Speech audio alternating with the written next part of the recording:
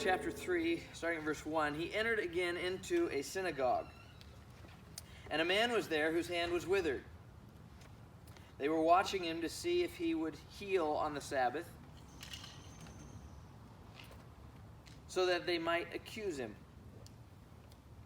He said to the man with the withered hand, "Get up and come forward."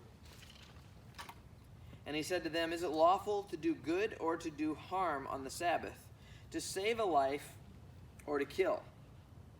But they kept silent. After looking around at them with anger, grieved at the hardness of their heart, he said to the man, "Stretch out your hand." And he stretched it out, and it was restored. The Pharisees went out and immediately began conspiring with the Herodians against him, as to how they might destroy him. Jesus withdrew to the sea with his disciples, and a great multitude from Galilee followed, and also from Judea, and from Jerusalem, and from Idumea, and from beyond the Jordan, and the vicinity of Tyre and Sidon. A great number of people heard of all that he was doing and came to him. And he told his disciples that a boat should stand ready for him because of the crowd, so that they would not crowd him. For he had healed many, with the result that all those who had affliction pressed around him in order to touch him. Whenever the unclean spirits saw him, they would fall down before him and shout, "You are the Son of God." And he earnestly warned them not to tell who he was. And he went up on a mountain and summoned those who he himself wanted, and they came to him. And he appointed 12, so that they would be with him, and that he could send them out to preach, and have authority to cast out demons. And he appointed the 12, Simon, to whom he gave the name Peter, and James, the son of Zebedee, and John, the brother of James. To them he gave the name Boanerges, which means sons of thunder. And Andrew and Philip and Bartholomew and Matthew and Thomas and James, the son of Alphaeus, and Thaddeus and Simon the Zealot, and Judas Iscariot, who betrayed him. So, what we've been seeing the past few weeks in Mark is people are trying to control Jesus. And the question I want to ask us is, are we trying to control Jesus, or are we all in to follow Jesus? Are you trying to get Jesus to be on your agenda, or are you wanting to be on his agenda? See, true followers don't counsel Jesus, they follow him. But often, and maybe this is true of you, it's true of me, that we try to orchestrate our Christian life in such a way that we're the ones saying this is what Jesus ought to do. And the people of Jesus' day are no different. They were trying to fit Jesus into their plans. But he wasn't cooperating. He wouldn't cooperate. He didn't fit their criteria, and he would not be conformed into their mold. And my question for you is, are you and I trying to control our Christian life like the Jewish people tried to control Jesus? I mean, they're setting traps for him. They're trying to get him to not eat with certain people, right?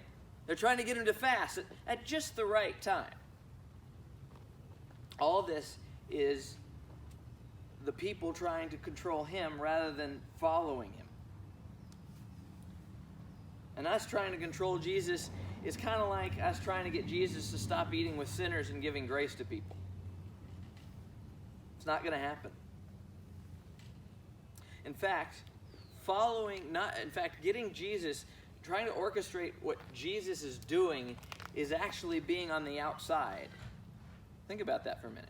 If you think, right, I mean, and I'm guilty of this too. If you think, this church, there's things that's got to be fixed about it, and there's things that, you know what, right now, the way it is the way Jesus has made it for right now. We know he isn't going to leave it this way. We know that because he's going to grow his church. And I don't just mean numbers. I mean spiritually. I mean in understanding who he is. We're going to grow because that's what he intends. But we don't grow according to our own agenda or what we think it should look like, right? I hope you don't have some picture of what this church will look like. other than as long as it goes along with Scripture, I hope you don't have some picture of that. Because I've been watching for that. We planted this church 4 years ago. It's going on 5. And here's the thing I've come to learn is it's not going to look like what you expect. This is not, right? This is not where we plan to meet this Sunday, meaning many Sundays. We didn't plan to meet here. We rented a building. and Jesus does what he wants to do. And we just want to stay on track following him, because if we're trying to get him to follow our plans, or if I'm trying to get him to follow my plans, I'm on the outside. In fact, you see that later in this text, right? His own family, Jesus' own family, comes along and says, he's out of his mind. We got to save him from himself. Let's bring him home. That's his own family. To which he later says, I'll show you who my family is. Well, we'll see that next week. I'm getting ahead of myself. So, trying to control the Christian life is trying to tell Jesus that it's my way or the highway. We expect corporate loyalty around here, Jesus. We want you to do this for us. And there's nothing wrong with asking that. You should be asking God to make you fruitful. That's what you should be asking. But you don't necessarily know what that's going to look like. And here's the thing. If I think I'm in control and Jesus does something outside of my agenda, like him healing this man with a withered hand, right, on the Sabbath, if he does something outside my agenda, outside my paradigm, outside my plans, you know what I'm going to likely do? I'm going to likely impugn his motives. Now think about this for a minute. You think, well, that's pretty harsh. Have you ever talked to someone who's been suffering for a long time and they've kind of resented the fact that Jesus hasn't done what they thought he would do? Right? If Jesus isn't working the way that you think, you're going to misread his motives. And you're going to sometimes misread his motives, and even to the degree that they aren't good. And that's what's happening also in our passage that you'll see. You think he's working against you when he's really working for you.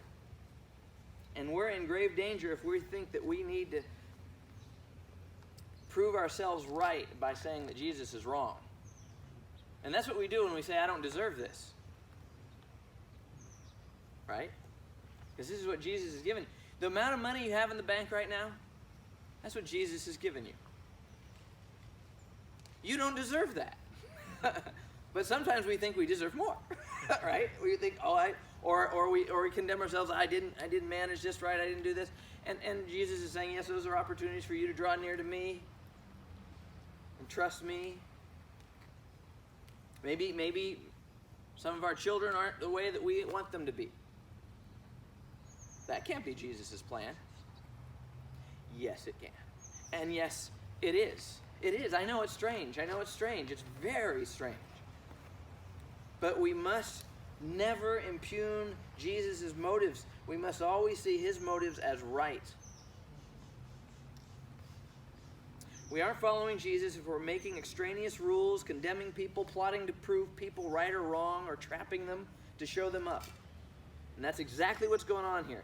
In Jesus' day, there's people trying to bind him, restrain him, and redirect his ministry. And some of these people are disciples, right? Remember? You're not going to the cross. Who said that? Oh, that must have been, Pilate or Jesus' enemies. No, it was Peter. See, trying to control Jesus can lead to potential blasphemy. And Jesus actually sets a specific course, a sovereign course for his disciples that's free from religious rules and cultural and societal expectations. In fact, they're learning this about the Sabbath now, aren't they? Remember the last few weeks about the Sabbath. Jesus has been doing stuff on the Sabbath that the Pharisees don't particularly care for. And Peter and these fishermen and Levi are now learning something about the Sabbath they never knew. They're seeing the Sabbath in a whole new way, and they're going to see it this morning here in this text. The Sabbath in the hands of religious folk, get this, that wasn't bringing anybody any rest. The Sabbath in the hands of the religious folk they were using it to trap Jesus. Now just think about how insane that is. They were using the Sabbath and a suffering man to get, in their mind, Jesus to sin. Wow, isn't that amazing? I mean, these were the people who knew the Bible. And they're actually using what they think the Bible says to trap God into sin. But here's what they're learning, and here's what you and I need to remember, is the Sabbath itself could never truly be experienced without Christ. You realize that? You may take a day off every week to rest, but you will not get the rest the Lord intends if you're not resting in Him, right? Take my yoke upon you. Learn from me, and I will give you rest. In other words, the yoke, you've got to be under Jesus' yoke. You've got to be following Him. And then when you're following Him, you will learn to rest. He will teach you about how He'll teach you all that He does so that you can rest. You don't know how great it is to be a pastor with Jesus who wants to give His people rest. And Jesus is the one who's going to give you rest, because I'm not going to be the one to give you rest. I want you to know that. I just point you to the one who can. And that's who I'm going to point you to. That's the only one you need. You need Him more than you need anything else. And you need Him in order to be able to rest. So here in chapter 3, it was the Sabbath, and neither that man with the withered hand nor the Pharisees were resting as Jesus intended.